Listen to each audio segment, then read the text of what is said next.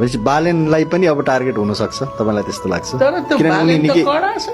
कस्तो कुन हिसाबले कडा छ त्यसका पछाडि मान्छेहरू छन् घिसाएर डटुडी खेलमा ल्याउने बेर लाउँदैन त्यो कडा छन् त्यसको मान्छे कस्तो हेर्नुहुन्छ मेयरको रूपमा चाहिँ उनको काम कारबाहीलाई कसरी हेर्नु भएको छ पढाइ लेखेको छ काम त राम्रै गरिरहेछ उसले राम्रै छ काम राम्रै छ त्यसका उसको हेर्नु त रहेछ नि त उसले त बनाएको एउटा राम्रो ग्रुप रहेछ नि त्यसको पछाडि त ठुलो ग्रुप रहेछ अनि त हेर्नु त कुन हिम्मतले काम गर्न सकेको त्यही ग्रुप छ नि पछाडि ग्रुप छ काम गरिरहेछ टेर्दैन कसैलाई टेर्दैन ऊ आफ्नो हिसाबले गरिरहेछ गरेकै पनि छ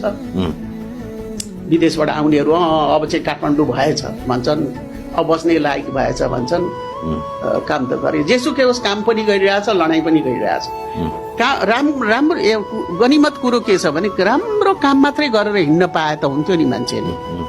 अब मान्छेले काम गर्नु पनि परेको छ आलोचना र प्रहार पनि खप्नु परेको छ त्यो स्थिति छ क्या मुलुकमा नयाँ आउनेलाई त्यही छ